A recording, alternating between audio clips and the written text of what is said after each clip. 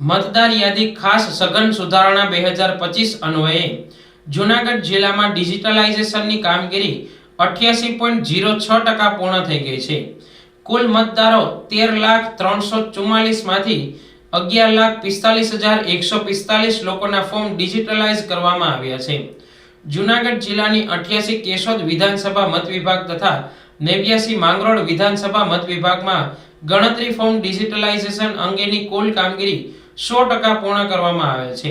87 વિસાવદર વિધાનસભા મત વિભાગમાં ગણતરી ફોર્મ ડિજિટલાઇઝેશન અંગેની કુલ કામગીરી 99.09% પૂર્ણ કરવામાં આવેલ છે, જે ટૂંક સમયમાં પૂર્ણતાના આરે છે. જ્યારે બાકી રહેતી વિધાનસભાઓ 86 જૂનાગઢ વિધાનસભા મત વિભાગમાં ફોર્મ ડિજિટલાઇઝેશન અંગેની કુલ કામગીરી 99.2% અને 85 માણાવદર વિધાનસભા મત વિભાગમાં ફોર્મ ડિજિટલાઇઝેશન અંગેની કુલ કામગીરી 98.75% પૂર્ણ કરવામાં આવેલ છે.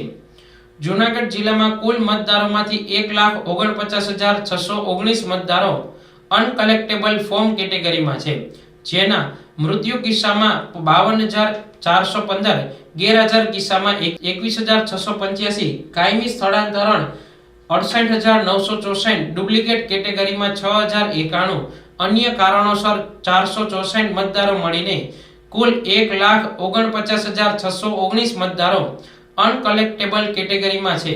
હજુ પણ 5,580 મતદારો એટલે કે 0.43% પોતાના ગણતરીના ફોર્મ જમા કર્યા નથી.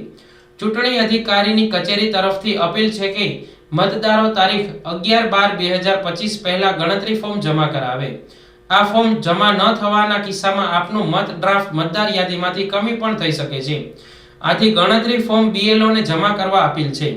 મૃત્યુ, ગેરહાજર, કાયમી સ્થળાંતરણ ઓલરેડી નોંધાયેલા અન્ય મતદારોની વિધાનસભા મત વિભાગ વાઇઝ યાદી ટૂંક સમયમાં જિલ્લા ચૂંટણી અધિકારી જૂનાગઢની વેબસાઇટ www.junagadh.nic.in પર પણ અપલોડ કરવામાં આવશે. વધુમાં આ સમયગાળા દરમિયાન જે મતદારોના 18 વર્ષ પૂર્ણ થઈ ગયા છે તે નવા સંભવિત મતદારો ફોર્મ નંબર 6 ભરીને પોતાના મતદાન મથકના BLO ને જમા કરાવી મતદાર યાદીમાં નામ નોંધાવી શકશે.